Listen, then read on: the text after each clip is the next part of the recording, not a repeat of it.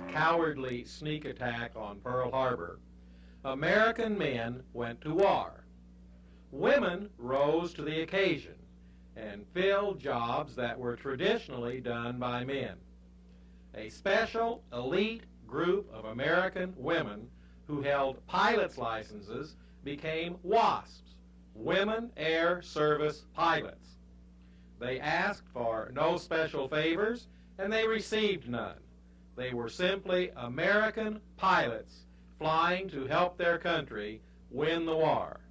In those days, everyone did their part for their country. These pilots trained in Stearman's and then switched to AT-6 secondary trainers. But in fact, they flew every type of aircraft that America had, from the fastest fighter to the largest bombers. These women pilots were multi-engine rated, instrument rated, and many of them served as instructors. The WASP program was the brainchild of Jackie Cochran, a contemporary of Amelia Earhart and Pancho Barnes. After winning the Bendix Transcontinental Air Race, she used the resulting publicity to gain the ear of influential people, including the president's wife, Eleanor Roosevelt, who championed her cause with General Hap Arnold of the Air Force. One of the WASPs who flew with Jackie Cochran is a local woman who still flies at Gillespie Field in El Cajon. Ladies and gentlemen, we have a real treat for you today. I am honored to introduce to you Isabel McCrae Hale, who was a WASP in World War II. Isabel, welcome to Aviation Theater. Would you tell our audience where and when you learned to fly?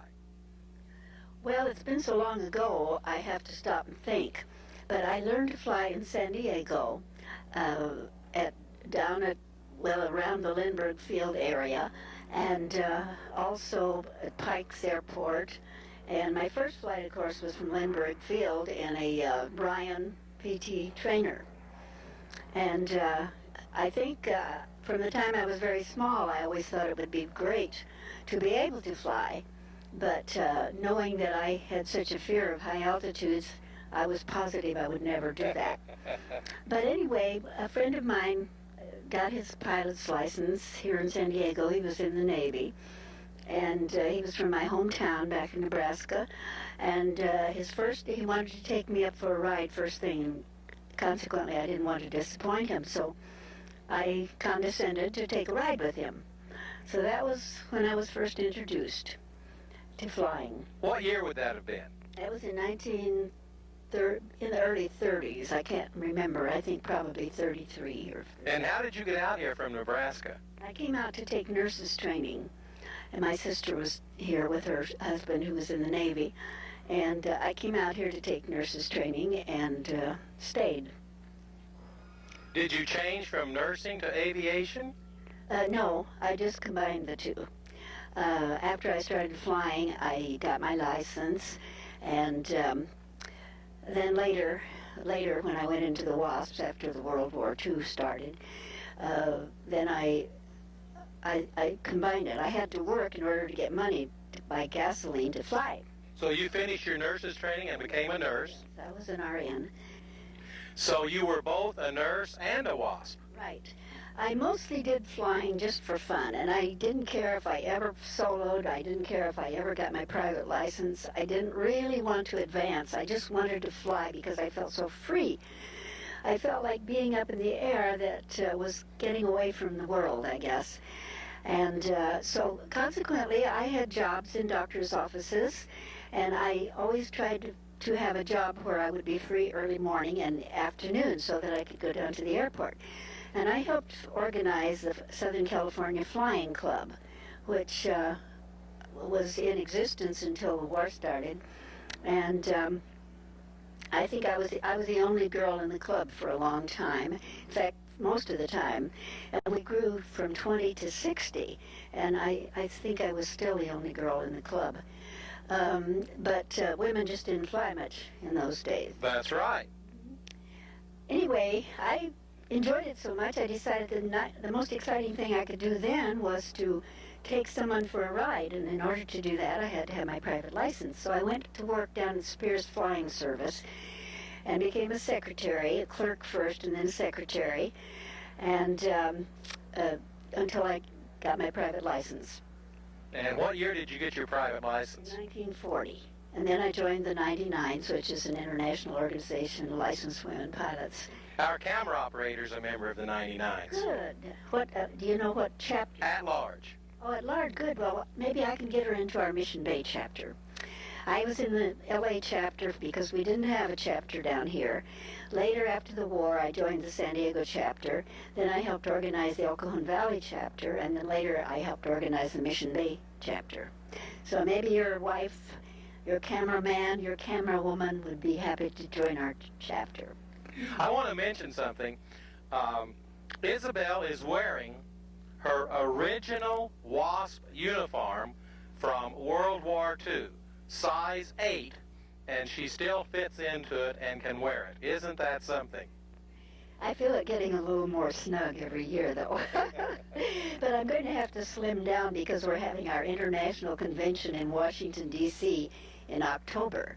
And I want to be able to wear my uniform because we're supposed to have luncheon or something with the President Clinton and his wife. And so I think it would be a disaster if I couldn't wear my uniform. Let's talk a little bit about your uniform and how you got into the WASPs. First of all, this is blue. The WASPs was it civilian or exactly what was your status? WASP, Women's Air Service Pilot. Air Force Service Pilot. We were a civil service group. They had planned to militarize us. Jacqueline Cochran had planned to that we should all be militarized sooner or later, but it wasn't to be, I guess, because some of the congressmen were opposed to it, and you know what happens when congressmen are opposed to something. So we remained civil service, and consequently she decided that rather than lose control of us, because we could quit any time, they decided to disband. And that's when I joined the Army Air Force Nurse Corps. And I went through the School of Aviation Medicine at Randolph Field and became a flight nurse. So I could carry on with my flying and my nursing. I'm impressed. Well, you know, people say that, but to me it was just part of my life. I enjoyed nursing, I enjoyed flying, and to combine the two was super.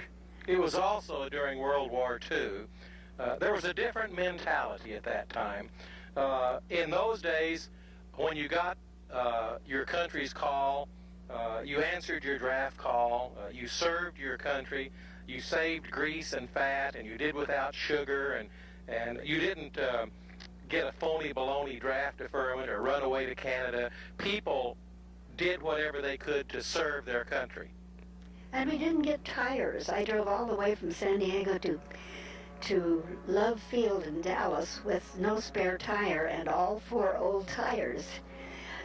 I was a little scared at times, and once I had 4 military men had to lift up the back of my tire to take the other one off to repair it, and lifted the rear of the car. So we were pioneers, I guess. I wouldn't think of driving across country with 5 good tires now. Now, tell us how you got into the WASPs. You got your pilot's license, and then did you join? Yes. At that time, they required the girls to have 250 or 300 hours and a commercial license, in which I did not have. I had 125. So I was working for a doctor down in Florida. My husband had been transferred there for flight training, and I was working for a doctor that was Jacqueline Cochran's private physician, and he kept me posted. He said, don't worry, the hours will come down, the requirements will come down, and eventually you'll get in. So we kept watching the information, the news, and when the requirements were dropped to 125, I immediately put in my application, and I was accepted. So where did you go for your basic training? I went to Sweetwater, Texas, which is the heart of Texas, And I was in the first class there. We still had British cadets at the school, and it was exciting. So you were in the first class of WASPs? First class at Sweetwater. They had classes down in Houston, but I was in the first class at Sweetwater. Tell us a little bit about that class. Well, there were quite a few of us, but quite a few of the girls washed out. After I'd been there for a while, I became ill, and I had to come home to recuperate. And then I didn't go back until that fall. Why did most people wash out? Well, some of them didn't like it. Some of them couldn't stand the regimentation, of an army, and because they were strict. We had the same requirements and the same training as the cadets, as the military cadets. And a lot of them couldn't take it. So it didn't bother me. I liked it. Okay. After you recuperated, you went back, and tell us about that training. Well, we had 7 months of very, very strenuous training. Like I say, we had the same training as the Army Air Force cadets did. And we had military drill. We marched to breakfast. We marched to meals. We did everything just like the military. We fell in for lunch. We fell in for flight line. We fell in for meals. Everything. It was strictly military. You were civil service, but you were treated like you were a buck private in the Army. We were trained by the military. Yes. What did you solo in the military or in the WASPs? Well, we flew the regular training planes. We flew BTs. We flew the PT-19, which is a Fairchild. We flew the Stearmans, which was a trainer, primary trainer. We were the first class to be to go from PT-19s into the Stearmans when they changed. And then we were the first class to go from Stearmans into AT-6s. Before that, they went into BTs and took instruments, but they took us into the AT-6 program. I believe you know a young man right here at Gillespie Airport who has an AT-6. Yes, I do. He happens to be my son. And he's very proud of his airplane, and I'm very proud of him. Dr. Mike McCrae is her son, and he flies an AT-6. So you flew a Stearman, and you flew a Fairchild, and an AT-6, and BT-13 and 15. And then you finished and got your wings? Yes, I graduated. And I was sent to B-26 school at Dodge City, Kansas. A whole group of us, but since we had not had any transition into twins, into multi-engine, they sent us to a trainer base, which was in Stockton, California, and I took an instructor's course in I think it's UC-78, twin-engine Cessna. Now, the B-24 was the Liberator, and the B-25 was the Mitchell. What was the B-26? It was the Marauder. Marauder. Mm-hmm. That's my favorite plane, of course. And after I transitioned into twin Cessnas, then I was sent to B-26s at Kingman, Arizona. Right. Kingman, Arizona, near Las Vegas. Right. And we towed targets there. You towed targets. Now, I've been told a story. You can tell me if this is true or not. You know what's coming already. But I've been told a story that they wouldn't let WASP pilots fly in combat because it was too dangerous. They didn't want the women having bullets shot at them. So they had you pull targets for machine gun practice. Is that right? That's right. That's right. And you came back with a fuselage full of bullet holes. Well, some of them did. I didn't happen to, but some of us had our target blown off. The cable was shot? Yes. Mm-hmm. Yes. Where did you tow targets? At Kingman? At Kingman, Arizona. Right up and down the Colorado River. Site 6 and all those places that up and down the river, where we used to fly. For recreation, did you go over to Las Vegas? No, never while I was there. Well, I guess it wasn't developed at that time. Well, we didn't have time. We were in class all day. At what time we weren't flying, we were in classes. That's true. You had a 6-day week. That's right, sometimes 7. So we didn't, it was wartime.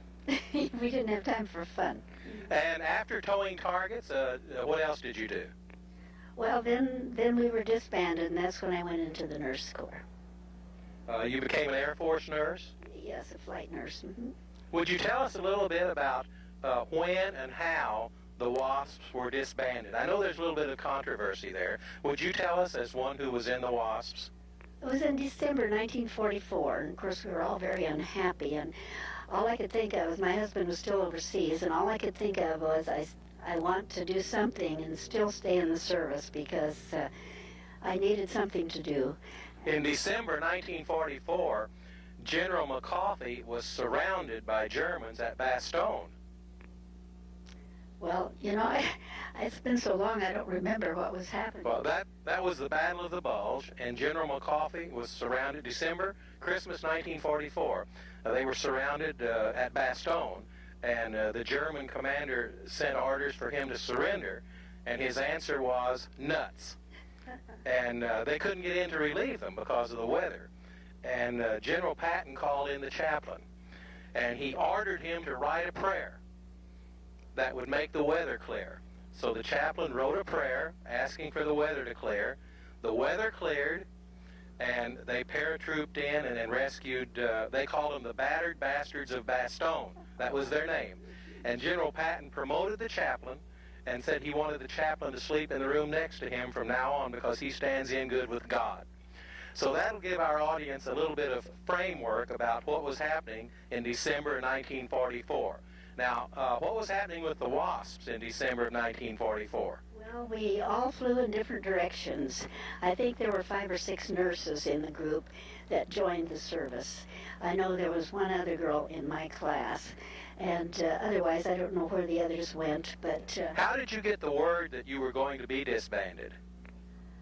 Well, it was just general knowledge. I mean, we knew the minute they decided not to militarize us that something was going to happen. So, what was the reason that they gave for disbanding? The fact that they wouldn't give us military status. Who made the decision to disband? Jacqueline Cochran and General Hap Arnold together. Hap Arnold was the commanding general of the United States Army Air Corps at that time. Mm-hmm. And he had the last word, but Jacqueline Cochran was the one that made the decision, the final decision. And she had lost a lot of the girls because they had, after they received their training, they had dropped. And they were just, you know, they felt that they felt disjointed. They weren't being utilized. They weren't being used. Right. In the Boy Scouts, they say that you recruit a new scoutmaster, and you don't wear him out, you rust him out because you don't give him enough to do. Well, that could apply to us, too. Right. And they felt that, I think they felt that the war was pretty close to an end by then, and that perhaps it was a good time. Now, you said that you towed targets, but I know that the WASP pilots were ferry pilots, and you did a lot of other things. Would you tell our audience what all different duties the WASPs did encompass? Well, they towed targets, they ferried, they had a regular ferry squadron, and they instructed students, they also instructed in instruments. I was just a ferry pilot, and I was a test pilot. We were test pilots, engineering. It was too dangerous to let you fly in combat, but you could be a test pilot.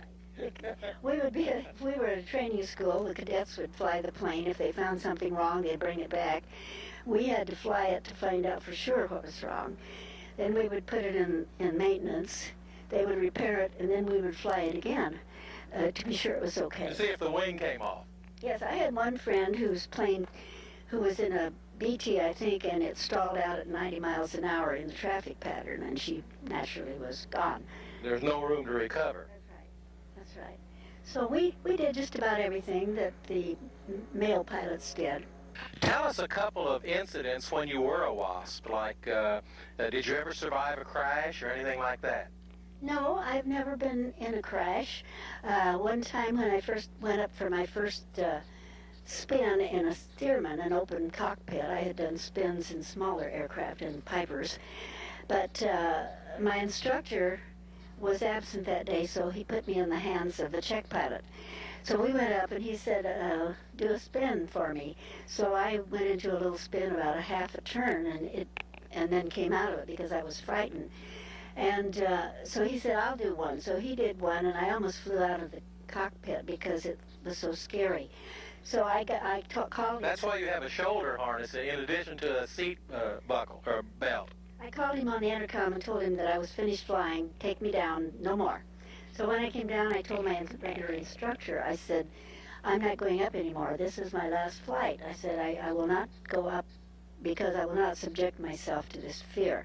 So he talked to me for a long time, and he talked me into going up, and he showed me how to do spins, and we did spins and turned out okay, and from then on I was okay. Now, you did have a forced landing. No, the forced landing was after I got out of the service. Oh. You had icing while you were in the service? This was all, anything I told you about those experiences was after I got out of the service. So you really didn't have any exciting adventures? Well, one adventure was my last flight in AT-6s just before I graduated. My instructor went up with me. He said, well, I was going to solo for this last hour because we had to use up one more hour before I finished. And I was going to solo, but he came out and he said, well, I don't have anything to do. I think I'll go up with you. Well, we had had lots of rain. And I don't have anything better to do, so I'll go up with you. Lots of rain and lots of mud and lots of icing. It was in the spring. And so we took off. When we came back to land, we couldn't get our gear down. We got one gear down and one stayed up. And we went up and flapped our wings and tried to get the gear down, but we could never do it. So fortunately, he was with me, and eventually they had all of the fire equipment and all the emergency equipment out there for us because we had called them. And he came in on a crosswind landing and dragged the wheel, the gear that would not to come down and lock.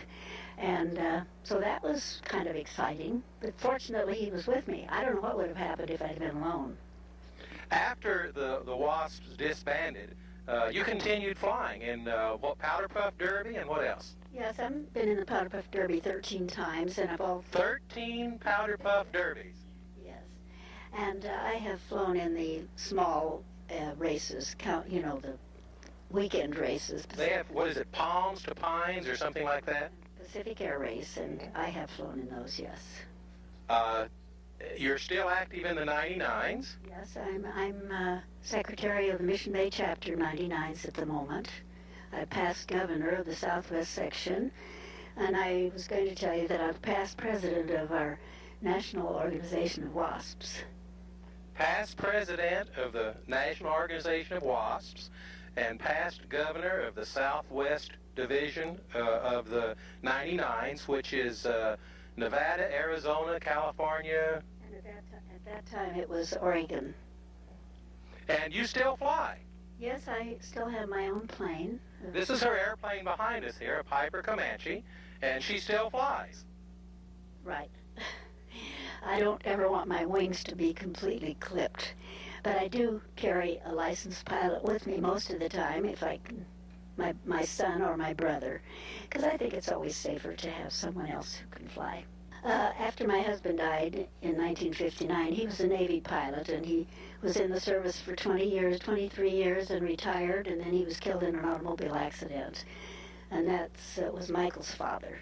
And then, quite a few years later, I married a prominent businessman in San Diego, Bob Hale, who most everybody in San Diego old-timers know him.